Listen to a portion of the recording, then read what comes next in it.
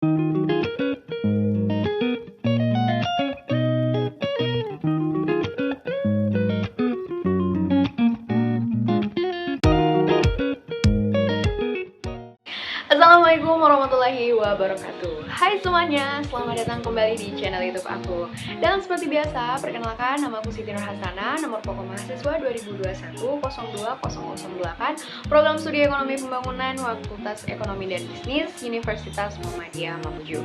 Nah teman-teman, video kali ini adalah video yang aku buat untuk menuntaskan tugas keempat dari mata kuliah Al-Islam dan Kemuhammadian 3, dan dimana dalam video ini aku akan membahas tentang materi ibadah maliyah. Nah, membahas materi ibadah maliyah, terdapat beberapa submateri yang akan aku bahas dalam video kali ini. Di antaranya yang pertama yaitu pengertian dari ibadah maliyah, kemudian yaitu macam-macam ibadah maliyah, lalu yang terakhir yaitu urgensi ibadah maliyah. Dan buat teman-teman sekalian, sebelum aku membahas materi tentang ibadah maliyah, aku ingin ingatkan kepada kalian semua untuk jangan lupa subscribe channel YouTube aku, karena subscribe itu gratis. Dan tanpa berlama-lama lagi, langsung aja aku bahas ke submateri yang pertama, yaitu pengertian dari ibadah maliyah. Berbicara tentang pengertian dari ibadah maliyah, nah ibadah maliyah itu memiliki pengertian sebagai bentuk ibadah yang dilakukan melalui pengeluaran atau pemanfaatan harta benda yang dimiliki oleh seseorang. Kemudian dalam pengertian lain, ibadah maliyah juga bisa diartikan sebagai investasi amal yang tidak akan berhenti pahalanya, walaupun yang bersangkutan atau seseorang yang melaksanakan ibadah ini telah meninggal dunia. Nah, ibadah maliyah ini sering kita sebut sebagai amal jariah. Dan buat teman-teman yang ingin melaksanakan suatu bentuk ibadah, kemudian pahala dari ibadah yang dilakukan itu tidak akan pernah terputus walaupun kita telah meninggal dunia, maka ibadah maliyah merupakan jawaban yang tepat. Namun dalam hal melaksanakan suatu ibadah apapun, harus diingatkan hanya karena Allah Ta'ala. Nah, sekarang kita masuk ke macam-macam ibadah maliyah. Ibadah maliyah sendiri itu memiliki beberapa jenis atau macamnya. Nah, yang pertama yaitu zakat. Dalam pengertian bahasa berarti suci, bersih, dan subur. Sedangkan kalau dalam pengertian istilah berarti harta tertentu yang wajib dikeluarkan oleh umat muslim kepada golongan yang berhak menerimanya. Nah, bicara soal zakat, zakat itu terbagi menjadi dua. Yang pertama yaitu zakat fitrah atau zakat yang wajib dikeluarkan saat menjelang Idul Fitri di bulan suci Ramadan. Kemudian yang kedua yaitu zakat mal, zakat yang dikeluarkan oleh seorang muslim dari sebagian kecil pendapatannya apabila telah mencapai nisab dan haul, atau ada syarat serta ketentuan dalam kewajiban mengeluarkan zakat mal ini. Kemudian yang kedua yaitu infak. Infak memiliki pengertian mengeluarkan sebagian harta untuk suatu kepentingan yang diperintahkan oleh Allah Subhanahu wa Ta'ala.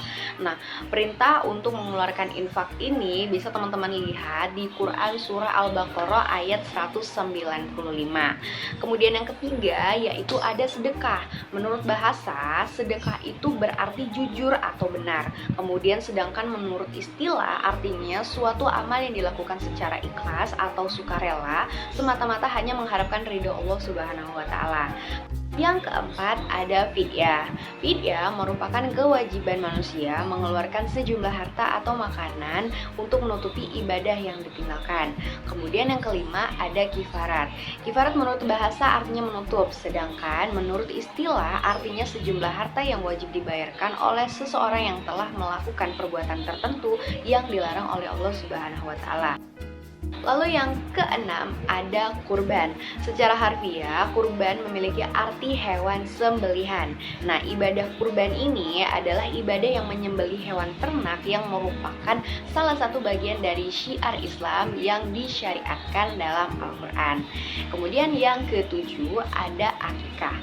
Menurut bahasa artinya pemotongan, sedangkan menurut istilah artinya menyembelih kambing di hari ke-7 setelah kelahiran bayi sebagai bentuk rasa syukur kepada Allah Subhanahu wa Ta'ala. Lalu yang ke-8 ada al-hadyu. Al-hadyu merupakan suatu bentuk penyembelihan hewan ternak berupa domba sebagai denda. Lalu yang terakhir ada dam.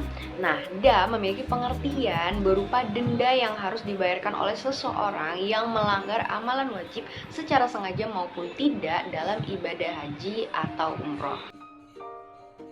Nah, sekarang kita masuk ke urgensi ibadah maliyah.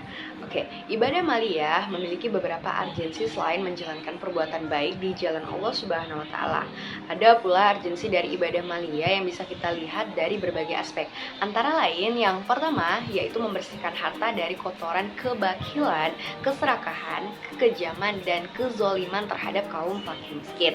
Lalu yang kedua yaitu meringankan masalah ekonomi bagi yang membutuhkan, baik itu dari segi sandang maupun pangan. Lalu kemudian yang ketiga yaitu menjaga hubungan sosial bermasyarakat dengan memberikan zakat kepada fakir miskin yang akan menjaga keseimbangan hidup dan menghindari ketidakadilan sosial. Lalu yang keempat yaitu memupuk rasa kasih sayang di antara orang kaya kepada orang yang tidak memiliki harta sehingga terjalin rasa simpati dan gotong royong. Kemudian yang kelima, nah di dalam Al-Quran sendiri zakat dan sholat itu banyak ditempatkan di dalam satu ayat yang sama ya, sehingga dalam hal ini menunjukkan bahwa urgensi zakat itu sama dengan urgensi dari sholat. Artinya kedua hal ini ya sama-sama wajib begitu. Nah teman-teman, jadi itulah tadi materi yang bisa aku bahas terkait dengan materi ibadah maliyah.